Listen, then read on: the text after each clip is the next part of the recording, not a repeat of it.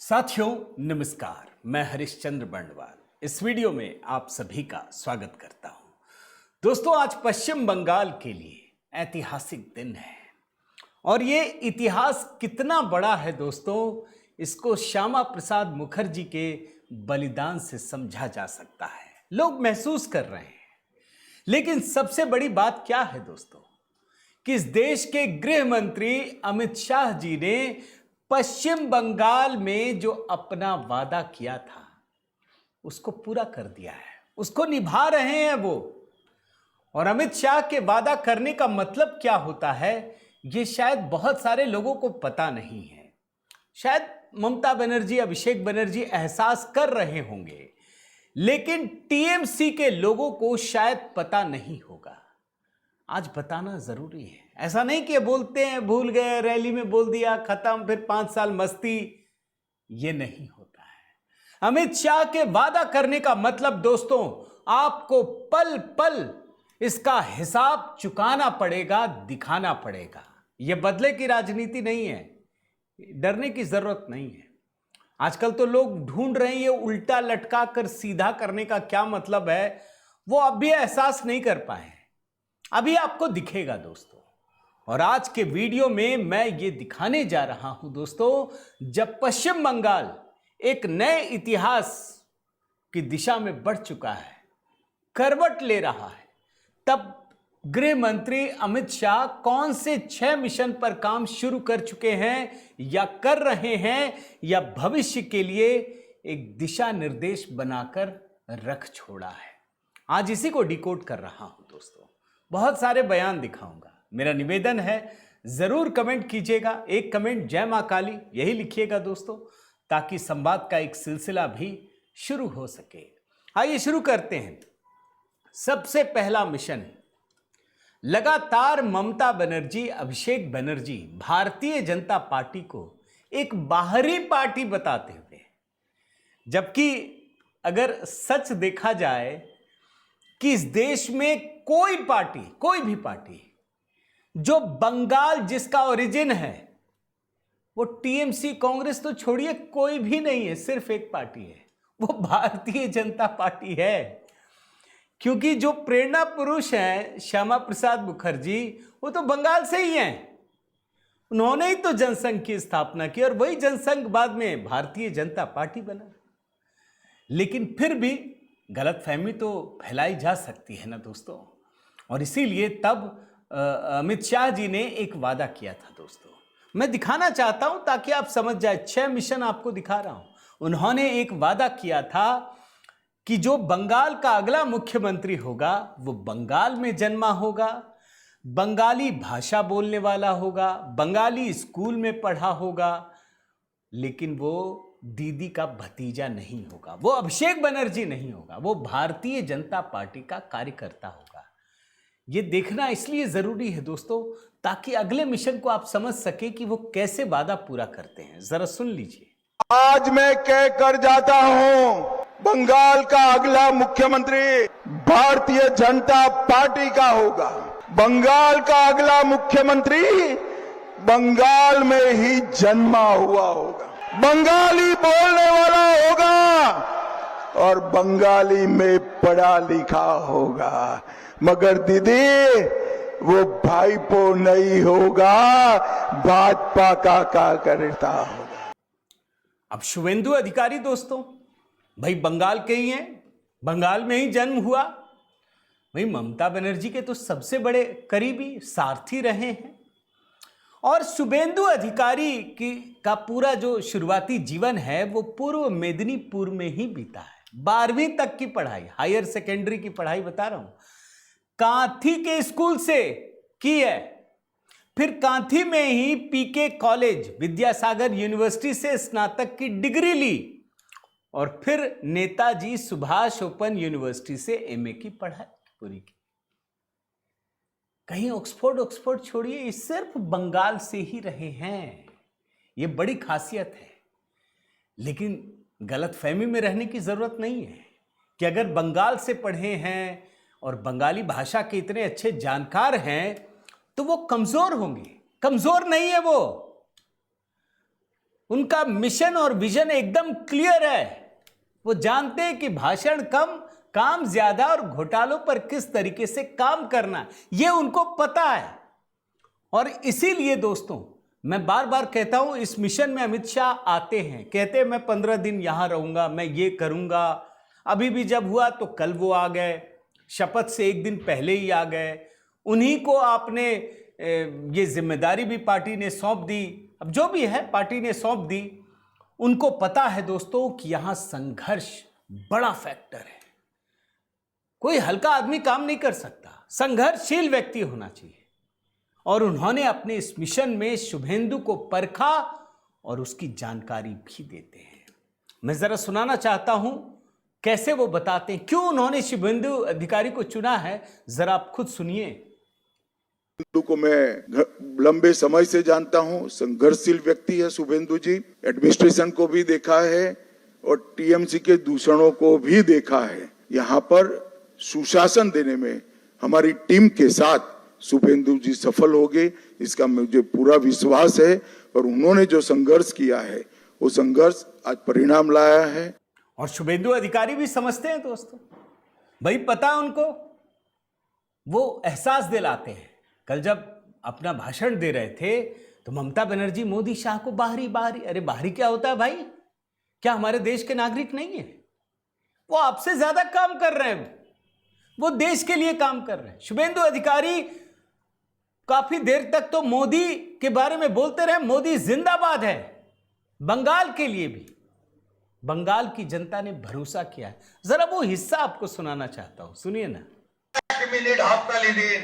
नरेंद्र मोदी जिंदाबाद, मोदी जी जिंदाबाद, मोदी जी जिंदाबाद, मोदी जी जिंदाबाद। और इसके बाद शुभेंदु अधिकारी बोलते हैं दोस्तों कि प्रधानमंत्री मोदी ने यहां आकर 6 गारंटी दी थी, हम पूरा करेंगे। सुन लीजिए। আমাদের নেতা নরেন্দ্র মোদীজি যে যে গ্যারান্টি দিয়েছেন সব গ্যারান্টি পূরণ করার কাজ ভারতীয় জনতা পার্টি সরকার করবে। हालांकि शुभेंदु अधिकारी में एक छोटा सा बदलाव है दोस्तों। कल मैंने दिखाया था, वो बड़े गुस्से में थे क्योंकि तुष्टीकरण बहुत हद तक था। वो कहते कोई सबका साथ सबका विकास ये सब नहीं, लेकिन वो जानते हैं कि भारतीय जनता पार्टी में ये संस्कृति नहीं है। आप कुछ भी करेंगे सबके लिए करना पड़ेगा। वो वोट दे ना दे अलग चीज है, गुनाहों में नहीं। वहां तो योगी मॉडल चलेगा। अब सुनिए, वो साफ साफ कह रहे हैं कि जो मोदी जी के आदर्श है, सबका साथ सबका विकास सबका विश्वास, उसी मंत्र पे काम करेंगे। ये सुनिए, फिर मैं मिशन 3 दिखाता हूं। नरेंद्र मोदी जी मंत्र सबका साथ सबका विकास सबका विश्वास सबका प्रयास, এটাই হোক আগামী দিনে আমাদের মন্ত্র।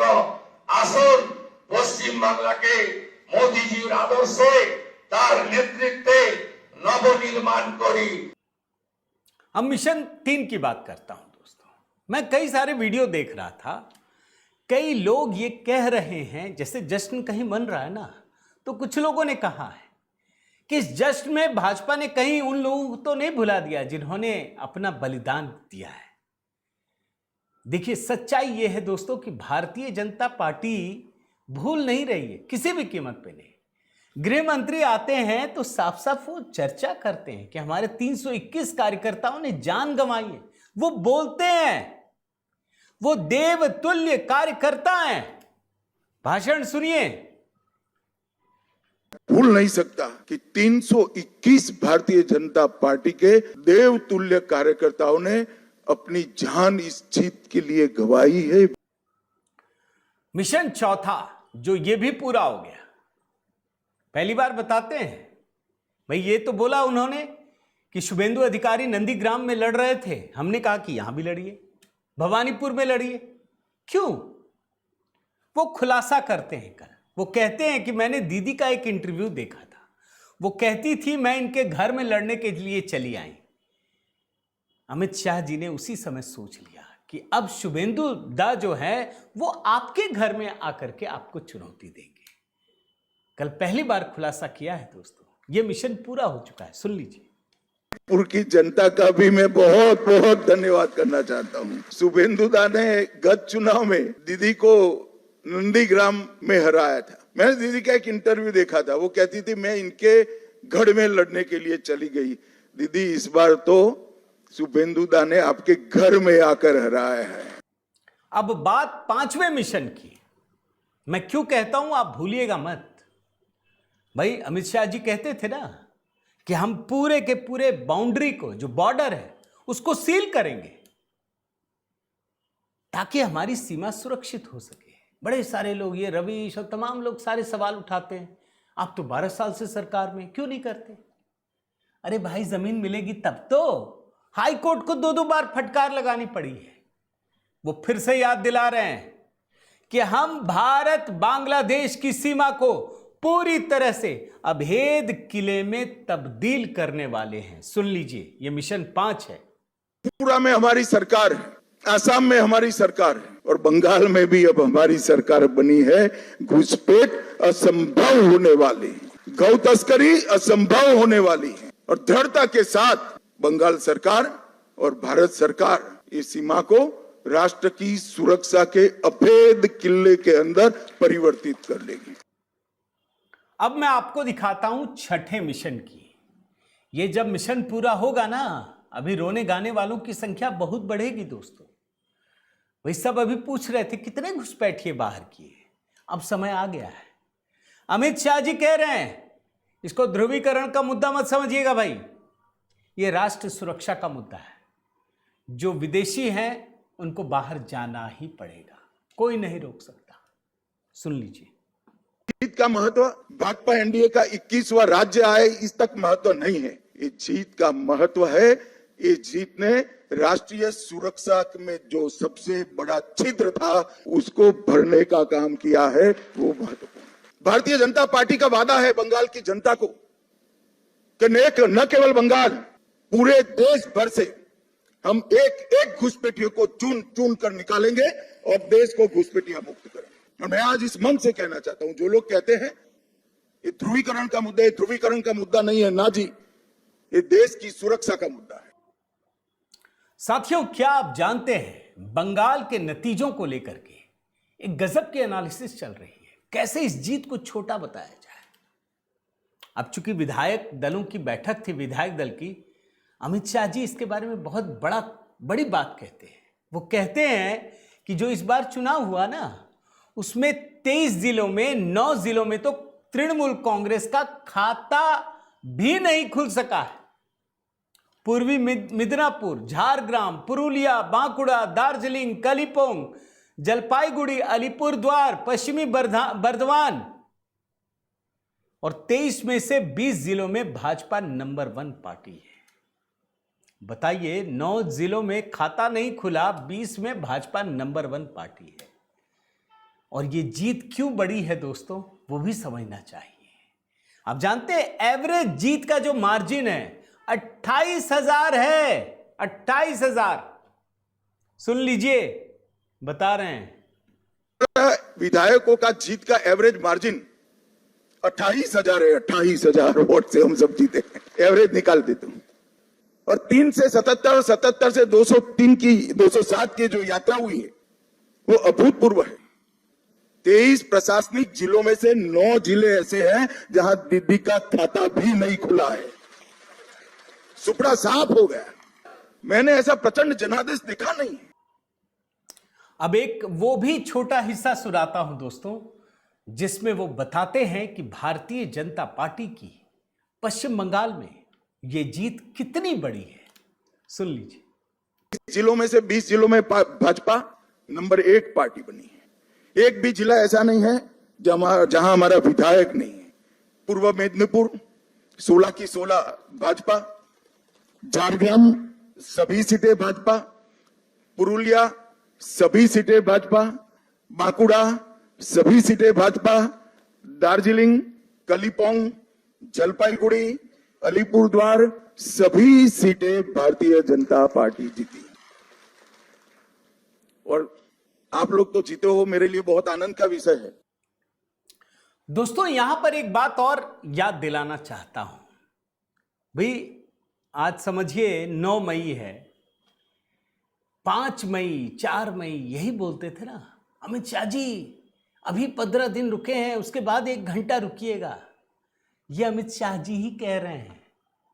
पश्चिम बंगाल के लिए सोनार बांग्ला, ये अमित शाह जी उसकी मेहनत कैसे करेंगे ये भी बता रहे हैं। और इसीलिए जो भारतीय जनता पार्टी के सांसद राहुल सिन्हा वो थोड़ा मजे लेते हैं, लेना भी चाहिए, उसमें क्या है। अभिषेक बनर्जी को बोलते कहां हो भाई, बोल रहे थे कि 4 तारीख के बाद अमित शाह दिखेंगे नहीं, लीजिए ये तो आ गए फिर से।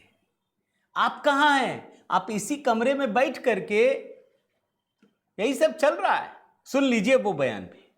बात यह है, आज बड़ा खुशी का दिन है। जो अहंकारी लोग ने कहे थे जो अमित शाह को या कोई केंद्रीय नेता 4 तारीख के बाद आ नहीं पाएंगे, आज देखिए 56 इंची छाती लेके अमित शाह यहीं पर आया। और जो लोग ऐसा अहंकारी बात कहे थे वो लोग मुख छुपा के मेरे घर पे बैठा है। पद चला गया, सरकार चले गए, जनता चले गए, फिर भी ख्वाब देख रहा है हम अभी भी त्याग पत्र नहीं दिया।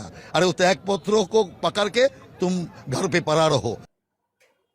यहां आपको दोस्तों भारतीय जनता पार्टी और बाकी पार्टियों के बीच क्या अंतर है वो भी समझना चाहिए। जरा एक छोटा सा उदाहरण देता हूं, आप समझ जाएंगे। तृणमूल कांग्रेस जीतती थी तो हिंसा करती थी। भारतीय जनता पार्टी ने हिंसा को रोकने की पुरजोर कोशिश की, अपने लोगों को समझाया मत कीजिए, कानून का साथ दीजिए। भारतीय जनता पार्टी जीतती है, चलिए अभी का एग्जाम्पल देता हूं, मेहनत कर रही है, नहीं भैया दायित्व बढ़ गया, जिम्मेदारी बढ़ गई। कांग्रेस जीती, केरल में लड़ रही है, कौन बनेगा सीएम। तमिलनाडु में लड़ाई चल रही है, आप समझ रहे हैं। और टीएमसी का क्या हाल है, हार के बाद लड़ाई हो रही है, जीतते हैं तब भी लड़ते हैं, हार के बाद आधा दर्जन से अधिक विधायक जो है वो मोर्चा खोल चुके हैं, पहुंचे ही नहीं थे। बड़े बड़े लोग, अधिकारी, नेता, मंत्री सब छोड़ के भाग रहे हैं। अभी एक मैं देख रहा था, डॉक्टर सुजोय चक्रवर्ती, हावड़ा नगर निगम के प्रशासक मंडल के पूर्व अध्यक्ष, इस्तीफा दे दिया है। एक और है, आपको मैं दिखाता हूं, राज चक्रवर्ती, बैरकपुर सीट से पूर्व विधायक, फिल्म मेकर राज चक्रवर्ती, बोला अब बस इतना ही राजनीति है, अब आगे नहीं। अभी लंबी लाइन लगने वाली है। जो कोलकाता फिल्म इंडस्ट्री के जो सिल्वर स्क्रीन के स्टार हैं, जो भी हैं, अभी उनके इस्तीफों की झड़ी निकलने वाली है। और ये जो राज चक्रवर्ती हैं, उन्होंने बकायदा पोस्ट डाला है दोस्तों, उसमें लिखा है कि मेरे राजनीतिक जीवन की शुरुआत 2021 में हुई, मुझे काम करने का मौका मिला, अब 2026 में यह अध्याय समाप्त हो गया है। और मैं एक बात आपको कह सकता हूं दोस्तों कि आप यहां खुलकर काम तो कर सकते हैं, कोई रुकावट नहीं पड़ेगी। यह भारतीय जनता पार्टी की सरकार होगी और इस बात को दोस्तों आम जनता महसूस कर रही है। और आपको मैं एक 2 विंडो में चीज दिखाता हूं। आज बंगाल की स्थिति यह है कि मैंने दिखाया जय श्री राम का वीडियो, आपको दिखाया दोस्तों, कल सुबह का नहीं देखा होगा देखिएगा। भाई लोगों में उत्साह, खुशी दिख रही है ना, इन पर गुस्सा भी निकल रहा है। अभिषेक बनर्जी को देख रहे हैं तो चोर चोर चिल्ला रहे हैं, महुआ मोइत्रा को फ्लाइट पे देख रहे हैं तो चोर चोर चिल्ला रहे हैं। यह अभिव्यक्ति है दोस्तों। हालांकि मैं, अगर मुझसे व्यक्तिगत रूप से पूछे तो मैं सपोर्ट नहीं करता, लेकिन इतनी गुंडागर्दी की है इन लोगों ने कि अब लोग रुक ही नहीं रहे, जबकि भाजपा तो कभी नहीं ये सब काम करती है। ये आम लोगों का गुस्सा उतर रहा है। तो ये कहानी है दोस्तों, आज से चूंकि भारतीय जनता पार्टी ही नहीं, पश्चिम बंगाल के लिए भी एक नए इतिहास की शुरुआत हो रही है। तो स्वागत कीजिए। एक कमेंट तो बनता है दोस्तों, जरूर लिखिएगा ताकि संवाद भी बना रहे। लाइक कीजिए, शेयर कीजिए। अगर चैनल आपने सब्सक्राइब नहीं किया है तो जरूर कीजिएगा। बहुत बहुत धन्यवाद। जय सिया राम।